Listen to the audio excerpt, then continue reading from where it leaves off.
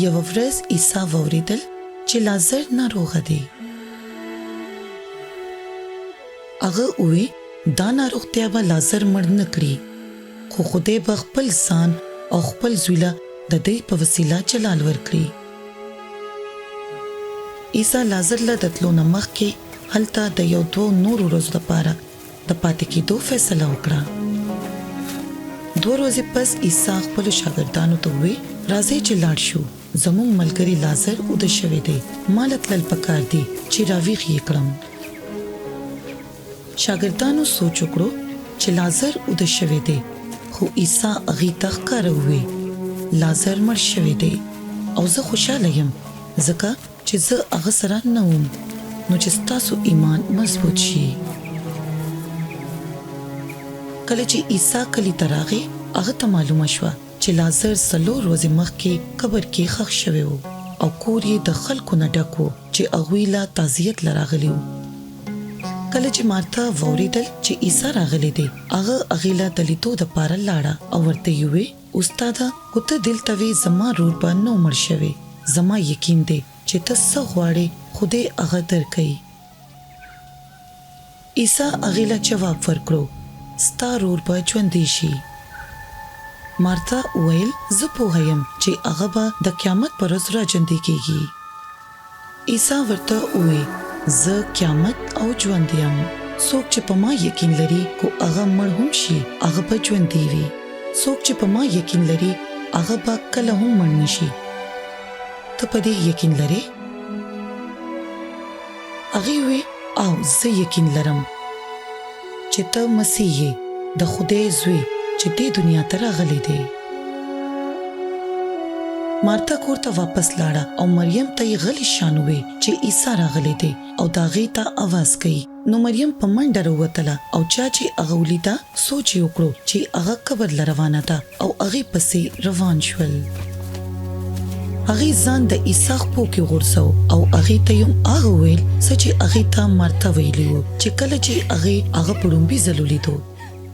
کله چې عیسی مریم او نور خلک په ژړا ولیدل هغه ډېر خفه شو، په ژړا شو. بیا هغه د هغوی نه د هغه ځای پوښتنه وکړه چېرته چې لازر ښخ و. نو عیسی د لازر قبر له لاړو چې هغه یو غار و او مخکې یې یو غټ کاڼی پروت و. او کله چې عیسی هغې ته د کاڼي لرې کولو دپاره ووی مارتا وویل هغه د 4 ورځو نه ښخ شوی دی او اوس خو به د هغې نه بوی را روان وي. عیسی هغې له جواب ورکړو ما تا ته نو ویلې چې کو تاسو یقین وکړو نو تاسو به هغه څه ووینئ چې خدای یې کولی شي. د هغې د کاڼي لرې کولو نه پس عیسی خپل سر اسمان ته پورته کړو او وی ویل پلاره زه ستا شکر کوم چې ته زما دعا واورې او زه پوهه یم چې ته ما تل اورې، خو دا زه زما دپاره نه د دې چاپېره خلکو دپاره ویم چې دوی یقین وکړي چې تا زه رالیږلی یم.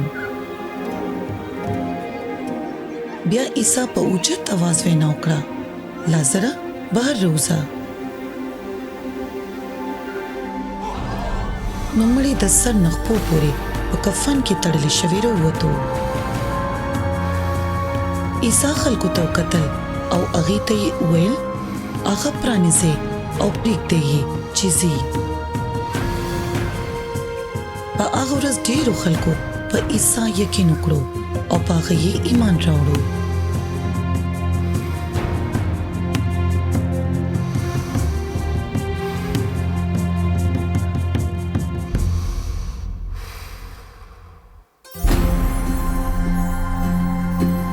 کله چې عیسی واوریدل چې لازر ناروغه دی هغه ولې دا فیصله وکړه چې 2 ورځې انتظار وکړي او بیا هغه له لاړ شي.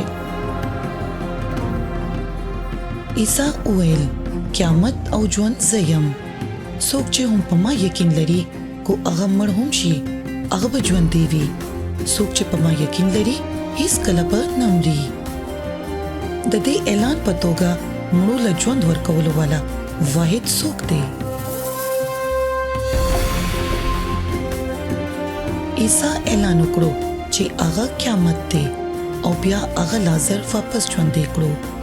دې دواړو اعلان او معجزې د شاګردانو او د خلکو پوهه څومره جوړه کړه چې عیسی څوک دی.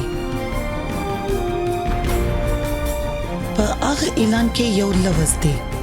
دغه لفظ څه دی او دغه لفظ چا سره شوی دی؟